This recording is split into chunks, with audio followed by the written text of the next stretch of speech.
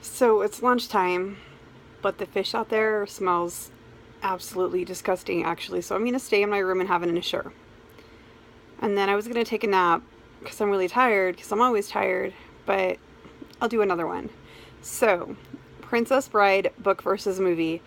Now, this is probably the one time that the movie ranks much higher than the book for me. I did a little bit of a book review Princess Bride earlier, but I didn't really go into detail about the book versus movie.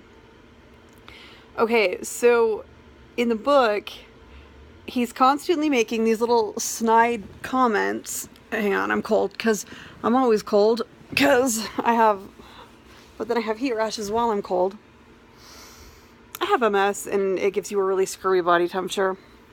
Sometimes I reintroduce myself on every single one of these, and sometimes I don't because I don't know who's watching what.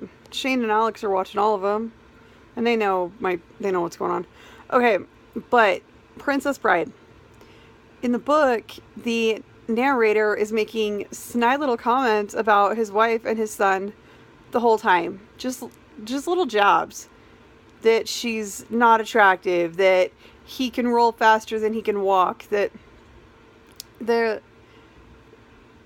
he doesn't like his wife and son. And it's pissing me off, right, the whole time.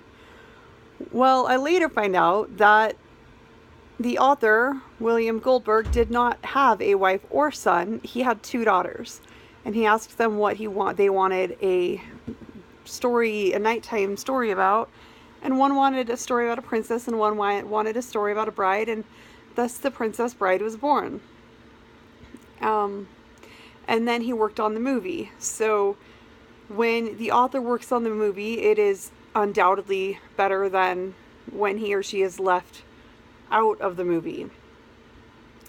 So I like the movie better because we don't get the narrator's little jibes at his wife and son who don't even exist. Yeah, I actually thought the narrator was a total dick. The narrator, though, is going by his name, William Goldblum. So you think it is the actual author, but it's not actually biographical. So it's somewhat fictional. Creative nonfiction is what it is called. But anyway, so yeah, the movie I like much better because you don't get those little jibes, but you still have a lot of the good one-liners that he's got. Now, the thing is, books are often much better because our imaginations are much better than Hollywood could do, no matter how much money they have. With The Princess Bride, the stuff that required a lot of imagination, they sort of left out entirely, like the Zoo of Death.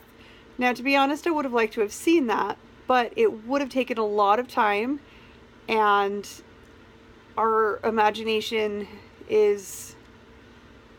would have been better than what they could have done.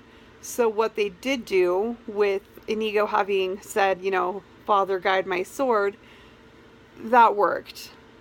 The Zoo of Death in the book, they found the false entrance to the underground tree, and in order to get there, they had to fight all of the animals that Prince Humperdinck kept in his zoo of death to hunt. Now, here's what I would have liked to have seen expounded on a little bit more in the movie. Prince Humperdinck is supposed to be the greatest hunter, right? And he is a good hunter. But the animals he hunts, he has locked up in cages. So they let him out, they give him a head start, and then he hunts them. I don't really see how that's a huge difference from hunting large game on an African safari where they've been raised away from the wild, basically. They're not prepared to fight you, these lions, these trophy animals. They're not really prepared to fight you. So when you shoot them, you're not this amazing hunter.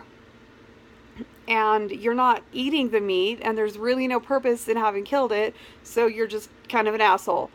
So, but we know that Humperdinck is, so that's not a problem. So he prides himself on being such a great hunter, but he really is no different than these big game hunters who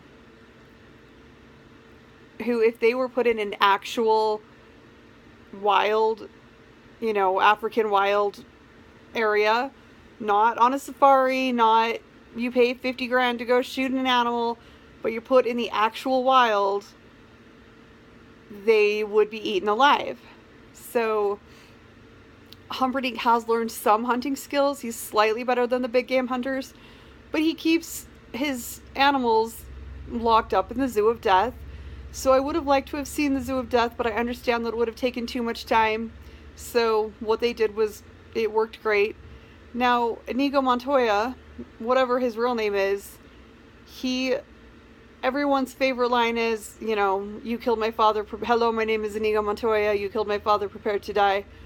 Well, recently, right before the movie had come out, he lost his father to cancer. So when he kills Prince Rugen, his favorite line is, I want my father back, you son of a bitch.